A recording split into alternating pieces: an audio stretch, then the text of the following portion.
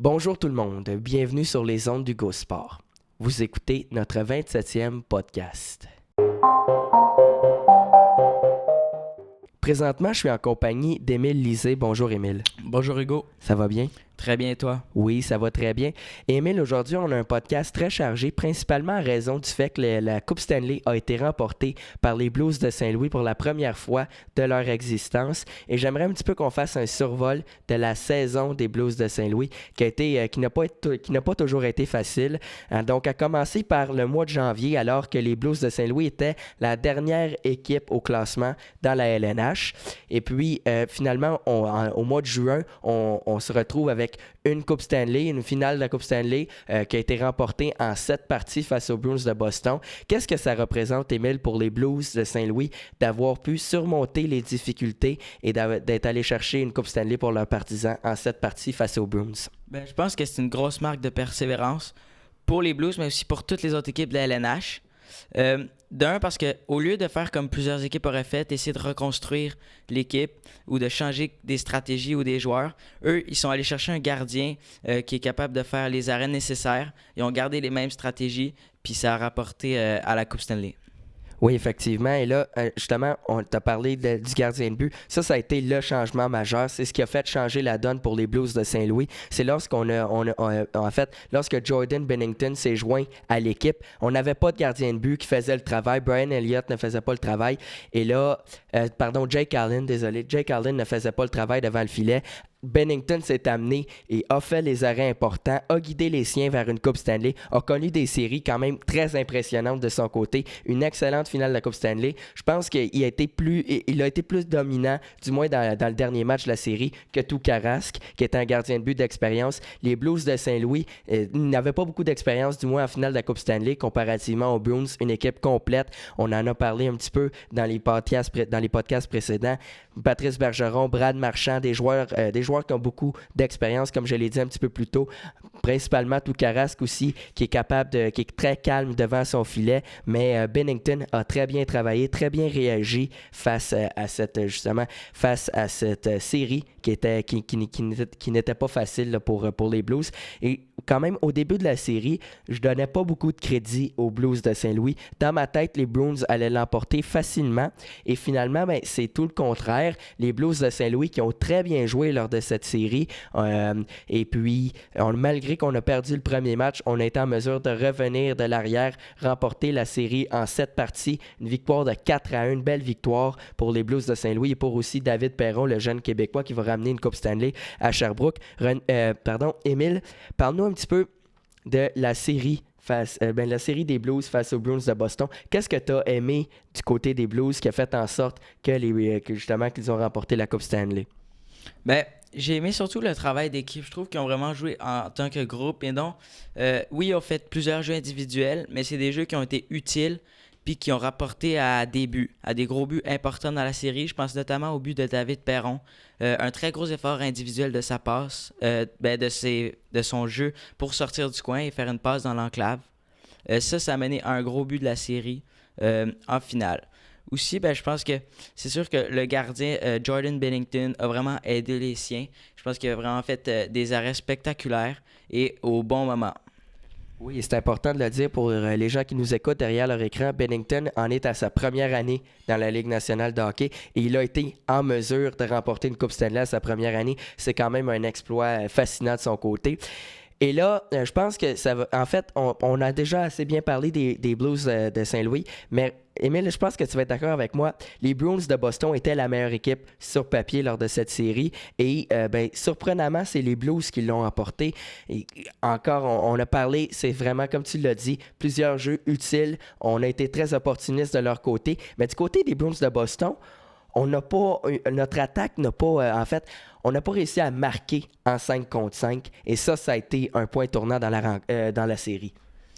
Oui, effectivement. Moi, je pense à David Pasternak, à Bergeron et à Marchand, qu'eux, ils n'ont pas fourni la marchandise comme ils l'ont fait cette saison. Je pense qu'ils auraient pu plus faire de points ou de buts. Puis je pense que notamment les Bruins se sont rendus là grâce aux unités spéciales et aux jeunes de 4e trio qui ont bien fourni en but, en passe et ils ont fait de gros contacts, ce qui peut brasser l'autre équipe lors d'un match. Oui, mais lors de la finale de la Coupe Stanley, le premier trio n'a pas performé à la hauteur des attentes et je pense que ça a été un autre point tournant dans la série, ce qui a fait en sorte que les Blues l'ont emporté finalement en 7 parties.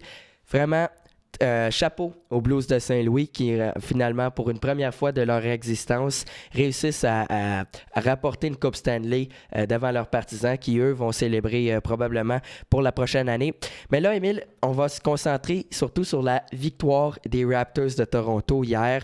Première fois, eux aussi, de leur existence qu'ils sont champions. Ils ont battu les Warriors de Golden State qui tentaient de remporter pour une 3e année de suite un championnat.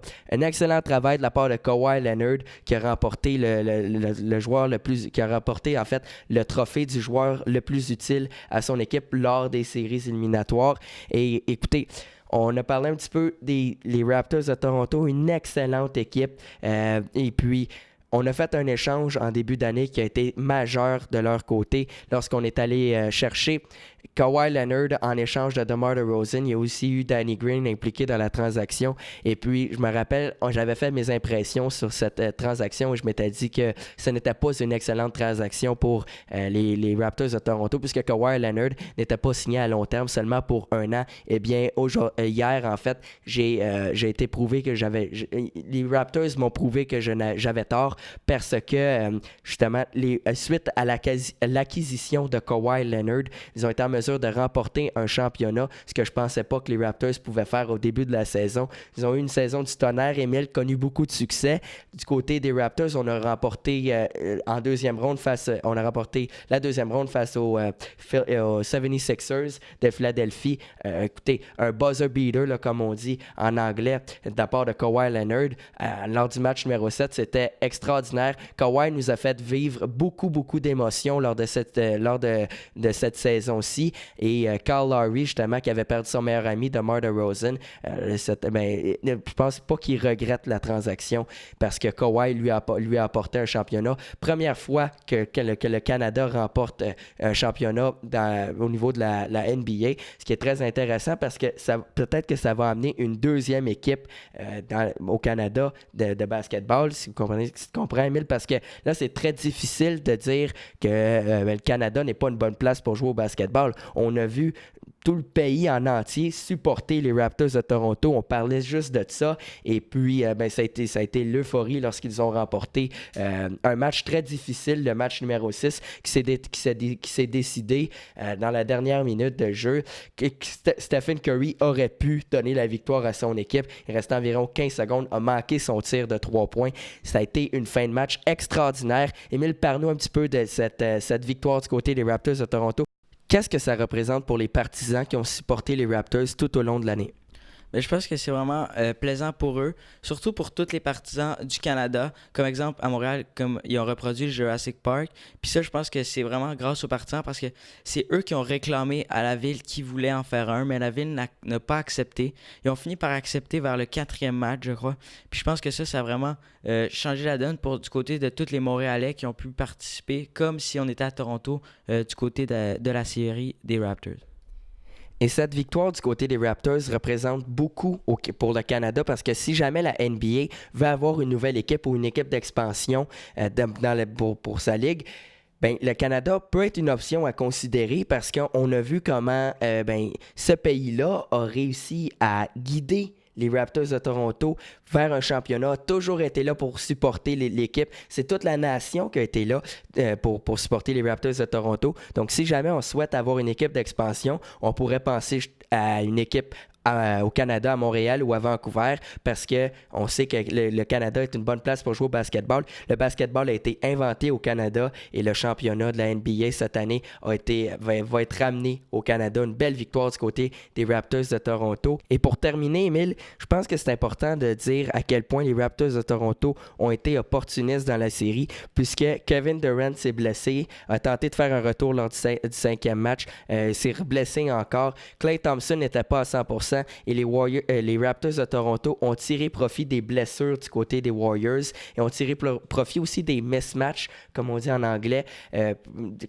Comme par exemple, Kevin Looney se faisait souvent déborder. On mettait beaucoup de pression sur lui. On espérait qu'il fasse des erreurs et que les Raptors de Toronto puissent marquer de plus en plus de paniers à l'intérieur.